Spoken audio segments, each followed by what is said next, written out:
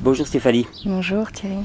J'ai entendu parler plusieurs fois d'histoires d'enfants qui avaient été élevés alors en Russie. Tu m'as parlé de la Roumanie aussi. Oui, les pays de l'Est. Les pays de l'Est. Ils ont fait des expériences, soit des expériences, soit ça s'était trouvé comme ça. Des enfants qui ont été élevés en ayant les conditions alimentaires adéquates, suffisamment de nourriture, suffisamment de chaleur, suffisamment d'habits, mais par contre qui avaient été maintenus hors de tout contact humain.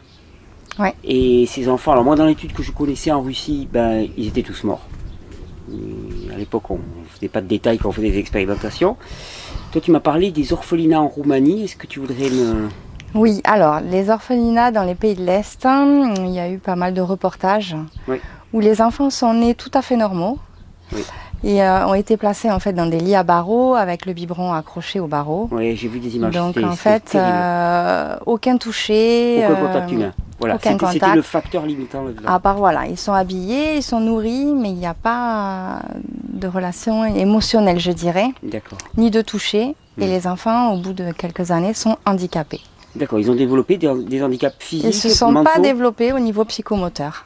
D'accord. Voilà, ils ne se sont pas développés. D'accord, impressionnant. Et donc ça m'avait marqué. Et puis un jour, quelqu'un m'a parlé de Stéphanie qui fait du massage bébé. Voilà. En plus, on me demande des tas de vidéos, comme je te disais, sur la natalité, la périnatalité et tout. Et hop, on a une spécialiste. Alors, est-ce que tu voudrais nous parler un petit peu de ça, le massage bébé? Qu'est-ce que ça consiste en quoi? Quel est l'intérêt? Enfin, comment ça se pratique? Comment ça se pratique? Alors, le massage, il est pratiqué partout dans le monde. Spontanément déjà. Dans beaucoup de civilisations, on l'utilise dès la naissance. On masse les bébés quotidiennement. En Asie, en Afrique, en Amérique du Sud, ça fait vraiment partie du quotidien. En Occident, ça a été un peu stoppé, mais bon, ça revient doucement. Quand tu parles de massage, est-ce que tu parles simplement de prendre l'enfant et de le câliner ou vraiment un massage Un massage. Un temps consacré à ça? Un temps consacré. Comme le temps de la toilette, il y a le temps pour le massage. Voilà. D'accord, ça fait une différence. Moi, je pensais plutôt en termes de câlin. Le câlin me paraissait spontané. Le câlin, c'est important, bien sûr. L'amour, c'est très important. Le câlin, le portage, c'est très important. Mais moi, je parle vraiment de la communication par le toucher. C'est-à-dire, dans beaucoup de civilisations, on associe la toilette au massage. Voilà. Après, on peut masser son enfant à n'importe quel moment de la journée. Il n'y a pas vraiment de moment plus ou moins propice pour le massage. C'est quand on a le temps, quand on est disponible. L'essentiel, c'est que l'enfant soit OK et le parent soit disponible aussi. D'accord. Voilà. Et donc, voilà, bon, tout à l'heure, on va faire une petite démonstration sur un cobaye qui est plutôt calme, là, pour l'instant. Ouais. C'est un gentil poupon. Il est tranquille, ce petit. Mais ça consiste en quoi? Alors, quel est le principe? On commence à quel âge? Enfin, voilà, toutes les questions de base. Alors, le massage bébé se commence à partir de 1 mois jusqu'à... Avant, c'est pas recommandé? Avant, non. Non. Moi, je préfère que l'enfant ait 1 mois. D'accord. Voilà. À partir d'un mois. Avant, ils sont vraiment petits. Voilà, il y a quand même des choses. D'accord. On a le temps déjà de faire connaissance pendant 1 mois et après, on se lance. Mais surtout que le massage, les ateliers que je propose sont destinés à des mamans. Ils ne sont pas destinés à des professionnels.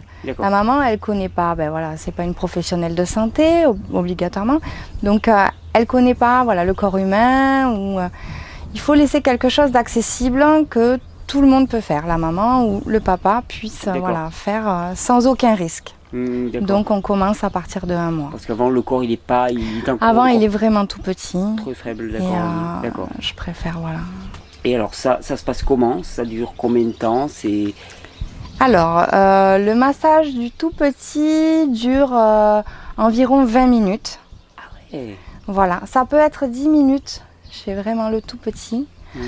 Mais de toute façon, un massage avec un bébé, il faut que ça reste ludique. Il faut faire des pauses câlins, il faut faire des pauses chansons. Mais j'imagine que pendant 20 minutes, il va pas rester tranquille sur sa table. Non, il ne reste pas comme ça sans bouger. Donc il faut faire des pauses, il ne faut pas hésiter. On fait un câlin, on fait une chanson. Voilà. Il ne faut pas hésiter à changer. Parce que voilà, parfois c'est long. D'accord. Et les enfants le reçoivent volontiers? Je veux dire, c'est quelque chose qui d'habitude se passe bien dans ton expérience, parce que tu formes des mamans. Oui, les premiers massages, quand l'enfant n'a jamais été touché, que c'est pas dans l'habitude des parents, le premier massage, l'enfant peut pleurer parce que voilà, il reçoit beaucoup d'infos corporelles, ça fait beaucoup pour lui. Il est saturé d'un seul coup. Donc voilà, il y sature. Mais après, l'enfant prend l'habitude, on peut proposer ça comme un rituel. Et du coup, l'enfant, petit à petit, va venir demander, va être demandeur de ce moment. D'accord. Le massage bébé, vraiment, ça renforce les liens parent-enfant. C'est une forme de communication par le toucher. Donc, l'enfant va se développer correctement au niveau psychomoteur. L'enfant va pouvoir prendre conscience de son schéma corporel, ce qui est très important. Donc, il y a vraiment plein de choses avec le massage. Ça permet aussi d'avoir un contact avec le papa ou la maman, parce que c'est pas que les mamans qui peuvent masser leur enfant. Le papa aussi, il peut tout à fait avoir ce moment privilégié avec son enfant. Bon, après, il y a plein de petites choses aussi que ça apporte au niveau, les petits mots du nourrisson. On a plein de solutions pour les poussées dentaires, pour les colites. Ah, dans le massage? Oui, tout à fait. Voilà, il y a des techniques pour soulager l'enfant.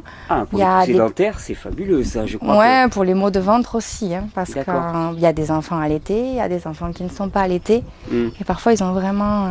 surtout ceux qui ne sont pas allaités. Je pense qu'ils doivent avoir de sacrés maux de ventre. Et il y a pas mal de petites techniques, justement, pour solutionner... qui permettent de soulager. Oui, et alors, comment ça se passe? Tu me disais, bon voilà, on peut commencer à partir de 1 mois. Tu me disais, les premières fois, bon, l'enfant, il peut être déstabilisé un petit peu. Et si l'enfant a 6 mois, 8 mois, 9 mois, est-ce que c'est plus difficile de rentrer dans le massage? Non, du tout. D'accord, on démarre quand on démarre. On démarre quand on a l'info, on peut y aller. Non, pas de souci. Et après, donc, on continue sur le massage enfant, puis le massage... il n'y a pas de raison. Oui, moi, mes grands-enfants, je les masse et ils sont demandeurs. Ils ont quel âge? 6 et 8 ans. Et donc, tu leur fais des grands massages comme ça? Oui, tout à fait. Je masse aussi des enfants qui viennent se faire masser. Les tout petits, j'apprends aux mamans à les masser. Et parfois, les grands, c'est moi qui viennent se faire masser. Est-ce que, bon, tu as formé pas mal de monde à faire ces massages et tout. Est-ce que tu as été confronté à des cas dans lesquels il y avait des impossibilités? Est-ce que tu as été confronté à des cas dans lesquels il y avait des grandes difficultés et qui étaient vraiment améliorées par le massage? Qu'est-ce que tu as pu expérimenter comme... Alors, un massage bébé, en fait, il peut se faire... à n'importe quel moment de la journée, il n'y a aucune contre-indication de temps. Par contre, on ne peut pas masser un enfant qui a des gros problèmes de peau. Alors, pas des petites dartres, là au contraire, on peut masser, on peut hydrater. Mais des maladies de peau, telles que le psoriasis ou des gros trucs. Là par contre, on s'y risque pas. On ne pourra pas le toucher. Non. Ce sera trop enflammé quoi en fait. Voilà, il y a aussi une fracture, une opération, il faut attendre 6 mois. S'il vient d'avoir un vaccin, il faut attendre 3-4 jours. Voilà, parce que c'est toujours pareil, c'est proposé à des mamans qui ne sont pas des professionnels de santé.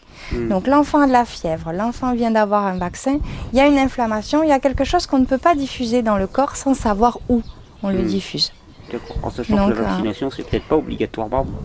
Ça, c'est chacun qui voit, mais moi, je préfère le préciser pour les mamans qui... S'il y a eu vaccin, s'il y a eu vaccin, il faut attendre 3-4 jours. D'accord. Si l'enfant a la fièvre, pareil, on masse pas. On attend. Je pense à une chose, par exemple, des enfants qui viendraient te voir, ou des mamans qui viendraient te voir, avec des enfants qui présentent, entre guillemets, un retard. Alors, avec toute la normalisation qu'il peut y avoir dans ce terme-là, parce que dans notre société, si tu fais pas les choses au jour près, c'est que tu es en retard, mais qui présenteraient un retard de développement psychomoteur, donc d'une sphère ou l'autre. Est-ce que tu as déjà été confronté à ça et est-ce que tu as vu l'effet ou pas l'effet de ce massage? Alors, il y a des enfants avec un retard ou des enfants handicapés qui peuvent se faire masser. Au contraire, ça leur fait un bien fou parce que c'est souvent des enfants qui ne sont pas bien dans leur corps de par leur handicap. Et donc le fait d'être touchés, d'avoir tous leurs membres handicapés qui vont être touchés, ça les aide à prendre conscience de leur corps. Ça les aide à prendre conscience de leur schéma corporel. Ça les soulage dans des douleurs aussi qu'ils ont. Et au contraire, c'est très très bon. Après, un handicap autre que physique, j'ai jamais eu l'expérience. pour par exemple de l'autisme ou ce genre de... Je pense à ça parce Mais que... de toute façon, l'enfant, quand il est massé, il prend confiance en lui petit à petit. D'accord. Donc je pense que voilà, ça peut aussi aider dans ce genre d'handicap. Je pensais à ça parce que je sais très bien que quand on masse quelqu'un, il y a une énorme production d'une hormone qu'on appelle l'ocytocine. Hein. Et l'ocytocine, on n'arrête pas, enfin je vois passer régulièrement des études dans lesquelles on dit « Ah, on savait que l'ocytocine, elle avait tel impact, tel impact, tel impact sur le corps, mais elle a aussi celui-là et celui-là et celui-là. Ouais, » Et puis ça ajoute. C'est une hormone qui est anabolisante, c'est qui favorise la croissance, le calme, la restauration, la restructuration. Donc je me dis que tout enfant qui présente un retard, une lésion, une difficulté, que ce soit au niveau moteur ou psychique, de toute façon l'influence de cette hormone va être positive, va aller dans un sens de guérison. Donc t'as été confronté à des enfants comme ça qui avaient des handicaps moteurs par exemple? Handicap moteur, oui. Oui, mais après voilà, tout ce qui peut être autre handicap, non. Ça vaudrait le coup de pouvoir faire une expérience avec ça, Handicap moteur, oui, parce que voilà, comme je dis, il va prendre conscience de son corps et en même temps il va prendre confiance en lui. Donc il y a plein de choses, bon, sans parler aussi que voilà, les muscles sont touchés, sont bougés, et donc ça amène un bien-être et parfois un mieux-être pour le corps qui se permet. Je prends un exemple d'un enfant dans un fauteuil par exemple qui ne bouge jamais. Les muscles ne travaillent pas. Le fait de les masser régulièrement, ça va quand même permettre un maintien au niveau corporel. Je pense qu'on a oublié quelque chose dans notre société qui est assez important, c'est que le plaisir est l'indicateur d'un processus qui est quelque chose de positif pour le corps. Quand on a du plaisir, des fois on essaye de décortiquer les choses, le massage donne du plaisir aux parents comme à l'enfant. On n'a pas besoin de prouver par énormément de physiologie ou de démonstration que c'est un processus qui va dans le sens du positif pour le développement de l'enfant. Et où qu'il en soit, qu'il ait un handicap ou pas, puisqu'il y a cette notion de plaisir. Je crois dans une mauvaise compréhension assez religieuse, on a commencé à avoir peur du plaisir, puis le plaisir, le contact, le plaisir. Alors ça, c'est vital. Le rapport au contact des enfants, c'est fou en Occident. On ne peut plus toucher les enfants. En Occident, la religion a complètement interdit le massage. C'est pour ça en fait. D'accord, il y a tous ces tabous par rapport au massage, il y a beaucoup de tabous par rapport au toucher. On le voit toujours par rapport aux professionnels de la petite enfance qui n'ont plus aucun droit. Oui, qui sont au niveau légal. Là, je viens d'entendre qu'ils n'avaient plus le droit de les essuyer aux toilettes. D'accord. Un tout petit de 2 ans. C'est compliqué, ça devient compliqué. Si on ne peut pas l'essuyer, d'accord. Ça risque d'être compliqué. D'accord. Par légalisme, finalement, on va avoir des enfants qui seront avec leur sel sur eux, leur urine sur eux. D'accord. Ouais, je discutais avec quelqu'un l'autre jour qui me disait que... D'accord. Je connais la condition aussi des enseignants. Actuellement, c'est assez compliqué. C'était très embêtant pour eux, Et toi, par exemple, tu as des contraintes par rapport à ça, par rapport au massage bébé? Moi, non, j'apprends aux mamans. Elles font ce qu'elles veulent. D'accord, ok, donc c'est la solution. Donc tu animes des ateliers pour leur apprendre à masser? J'anime, voilà, la maman vient avec son bébé. J'ai animé aussi pour des professionnels de crèche ou des assistantes maternelles. Bon là, dans ce cas-là, je change un peu mon atelier parce que voilà, il y a des choses qu'elles ne pourront pas faire sur l'enfant. Oui, bien sûr, en tant que professionnel. Voilà, en tant que professionnel. Et donc tu peux t'adresser aussi à des enseignants? Oui, tout à fait, oui. Ça serait fabuleux, t'imagines si dans les écoles...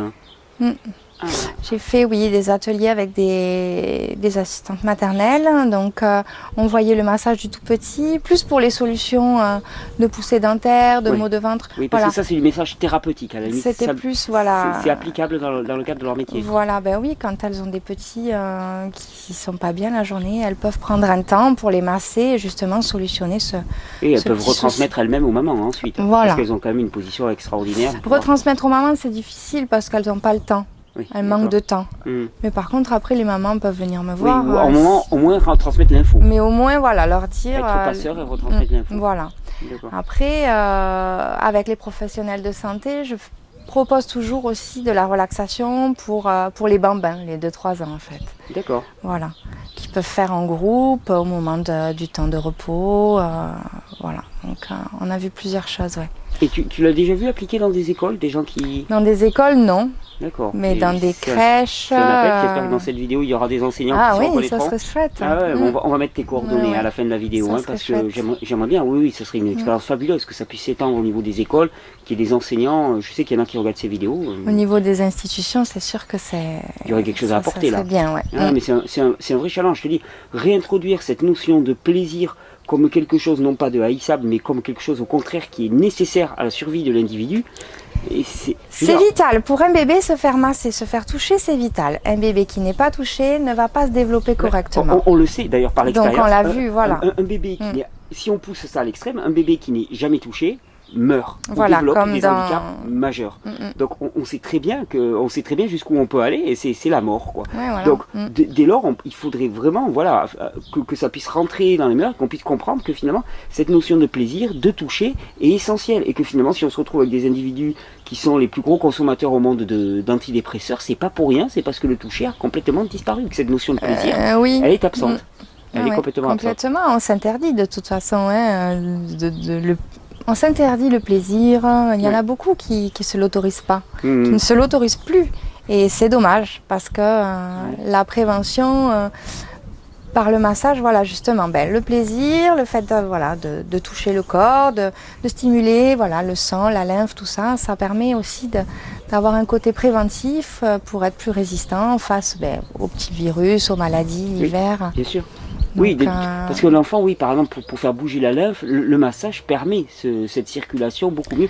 Voilà, ça va être complètement préventif de masser son enfant. Il va être beaucoup plus résistant, ça va développer ses défenses immunitaires. D'accord. On va aller toucher son pied, toutes les zones réflexes du pied, et tout ça, ça va stimuler les organes, faire fonctionner le corps naturellement. Donc on est plus résistant après face aux petites attaques extérieures. Et je pense au niveau du schéma corporel, il y a de plus en plus, malheureusement, chez les ados ou même chez les adultes, des problèmes de troubles du comportement alimentaire, les TCA par exemple, qui sont toujours un trouble de la représentation du corps, trop gros, trop maigre et ainsi de suite. Je pense que d'intégrer le massage dès son plus jeune âge, donc d'intégrer vraiment le schéma corporel dès son plus jeune âge, parce que souvent on voit que c'est un décalage entre l'idée du corps et puis ce qu'il est réellement. Je pense que ça pourrait aussi prévenir beaucoup de... Complètement, oui. On est bien dans son corps, on a l'habitude de le connaître quand on se fait masser. Et du coup, tout découle après de ça. Je pense que ça fait partie d'une hygiène de vie, tout comme l'alimentation. C'est aussi prendre soin de soi, et ça, dès le plus jeune âge, c'est bien. C'est un pilier de la santé. Tu nous ferais des petites démonstrations ? Alors, donc pour masser son bébé, on a plusieurs possibilités. On peut soit le masser au sol, sur une serviette, soit sur la table à langer, soit sur un lit. On peut le prendre aussi dans ses bras pour lui masser le dos quand on fait un câlin. On a plusieurs techniques. On peut aussi le masser comme ceci. Donc, on est comme ça. On a son enfant comme ceci pour lui masser le dos. Ou alors comme ceci pour lui masser le dos. Voilà. Moi, j'aime bien masser par terre. Ça me convient, je trouve ça beaucoup plus pratique. Voilà. Donc le massage, je commence toujours par les jambes, puis le ventre, le dos et après le visage. Chez un bébé, on ne massera jamais la tête. Parce que la tête reste assez molle, donc avant 2 ans, moi je préfère qu'on ne masse pas la tête. On peut faire des caresses, il n'y a pas de souci, des câlins, tout ça, mais on ne masse pas la tête. On masse que le visage. Donc on va commencer à masser une jambe. Au niveau des huiles, une huile végétale de première pression à froid, le plus naturel possible. Ça coûte moins cher et c'est beaucoup mieux pour l'enfant. L'enfant qui va mettre ses mains, ses pieds à la bouche, qui va ingérer l'huile. Donc une huile cosmétique. Ouais. Moi, je préfère pas. Après, chacun décide. Mais il n'y a aucun intérêt pour l'enfant d'avoir une huile cosmétique. Huile d'amande douce, huile de sésame, huile de macadamia. On en trouve beaucoup maintenant, même dans le rayon alimentaire. Et voilà, c'est très très bien. Donc on va prendre une jambe et on va faire des grands lissés vers soi. Donc, quand on fait des lissés vers soi, c'est plutôt un effet relaxant.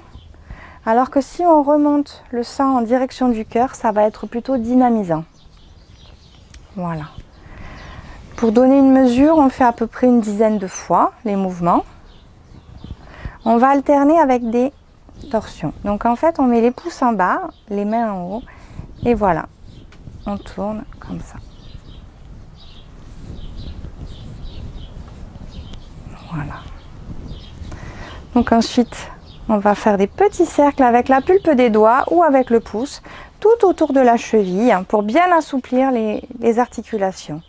C'est très important d'assouplir les articulations parce que l'enfant va passer à la position assise, le quatre pattes et la marche. Avec des articulations souples, s'il y a des chutes, voilà, il aura moins de chances de se faire mal. Voilà, c'est vraiment très important d'avoir les articulations des hanches et des chevilles très souples. Ça va l'aider au niveau de la marche, au niveau du quatre pattes. Donc on assouplit bien, on masse bien en petits cercles. Sur la voûte plantaire, on va faire des grands lissés vers chaque orteil avec le pouce. Donc attention, les pieds ça fait des chatouilles. Il faut y aller franchement. Il ne faut surtout pas faire des petits guilis. Donc voilà, des grands lissés. Et après des petites pressions un peu partout. Donc là on va stimuler tous les points de réflexologie. Je ne vais pas vous les donner parce que vous ne les retiendrez pas. Mais au moins, en appuyant un peu partout, ça stimule. Donc, les organes vont travailler par eux-mêmes. Et là, on développe vraiment les défenses immunitaires. Il y a des petits points particuliers que je montre. Voilà, pour les dents, ça va se situer au niveau des orteils. Pour la digestion, ça va plutôt être au milieu du pied, au niveau du creux qui se trouve sur le pied. Voilà. Donc, après, on fait chaque orteil en petits cercles, toujours pareil. Et le dessus du pied. Voilà pour une jambe. Quand on a fini, si on a besoin de reprendre de l'huile, on reprend de l'huile et on passe à l'autre jambe. Donc toujours pareil, les lissés, les torsions, la cheville en petits cercles, les grands lissés et les pressions sous le pied. Chaque orteil.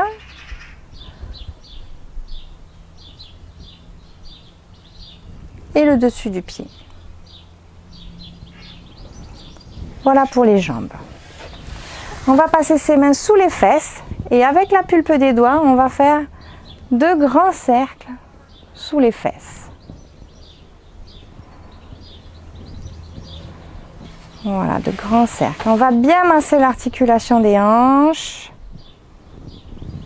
et on masse toute la zone des fesses. On fait des petites vibrations pour terminer. Et on attrape les chevilles. Et là, on va balancer doucement de gauche à droite. Arrivé à ce stade du massage, moi je propose quelques mouvements de yoga pour tout petit. Donc ça va être un pédalo, une rotation des hanches, donc en attrapant bien par les genoux.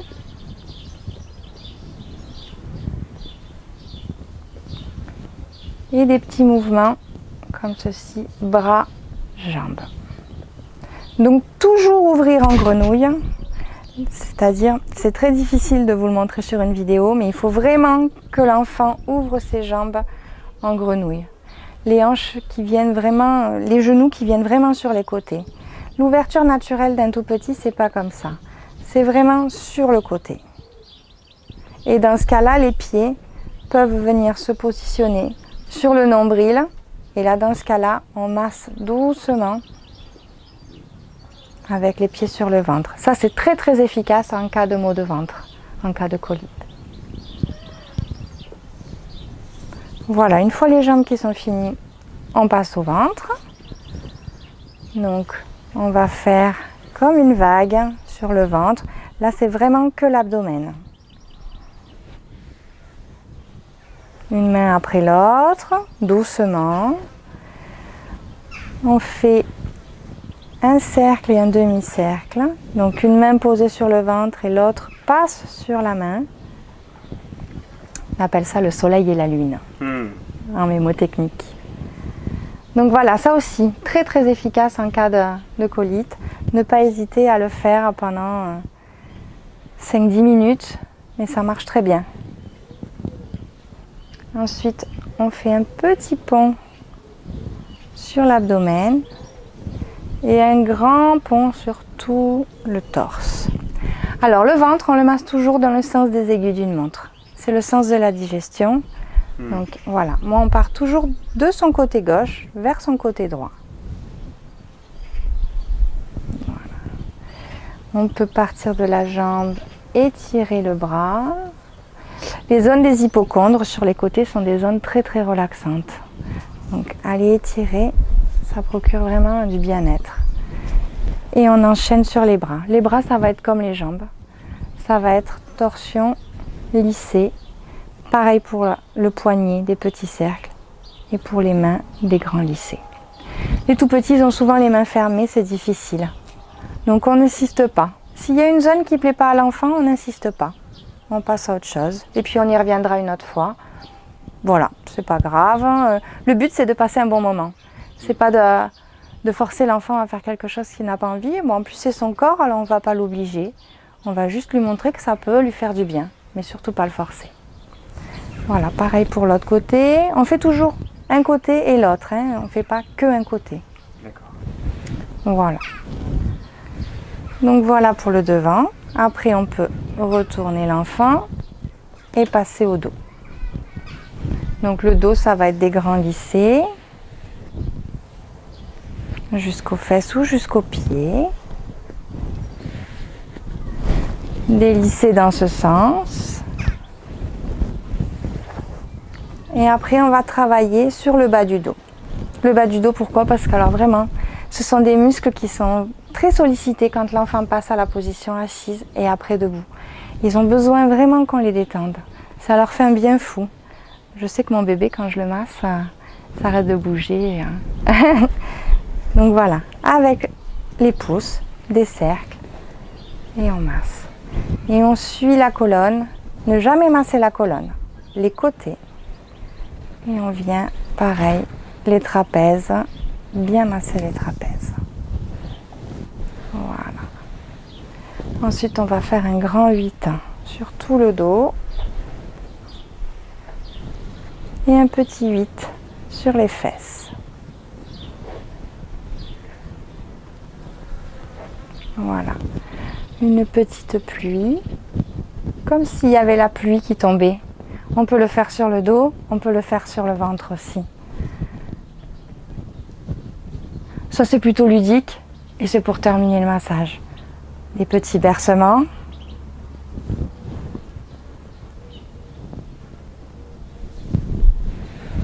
Et voilà pour le corps.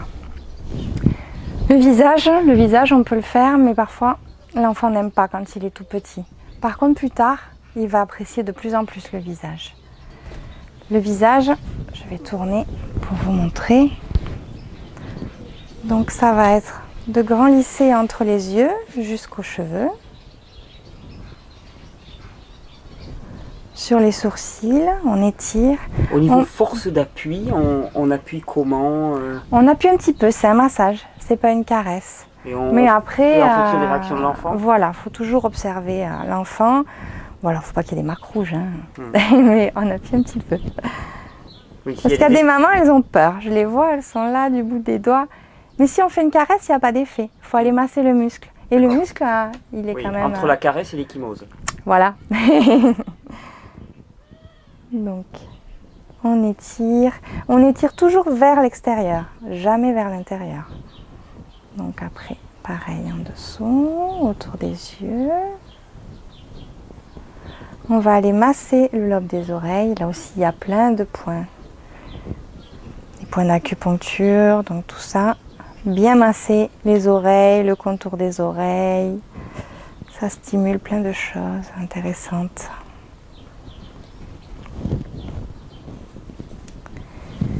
Au niveau du nez, alors, on a plein de petites choses pour l'hiver. L'hiver, quand il y a des croûtes, quand il y a un gros rhume, on place ses doigts de chaque côté des ailes du nez et on tire. Ça va décoller les croûtes, ça va permettre à l'enfant d'être mieux mouché. Il y a des petits points où on appuie aussi, ça aide pour le rhume.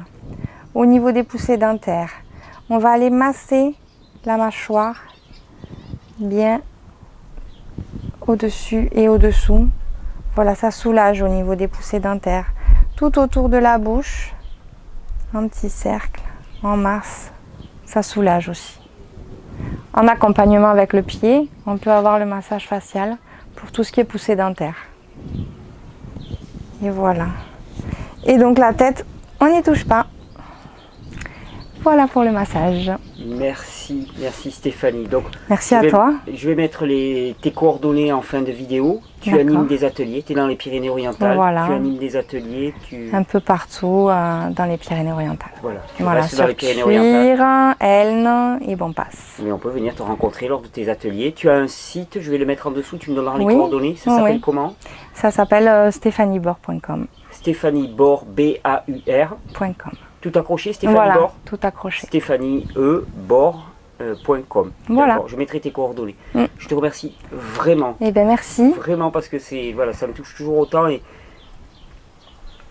je sais qu'il y a beaucoup de mamans qui attendaient une vidéo comme ça. Et c'est vrai que le massage bébé, c'est très important pour le tout petit. Ouais, et j'ai pas oublié toutes les mamans qui m'envoient régulièrement des vidéos. Fais-nous des vidéos pour la natalité et tout. J'y pense et je cherche les bons intervenants. Merci Stéphanie. Merci beaucoup.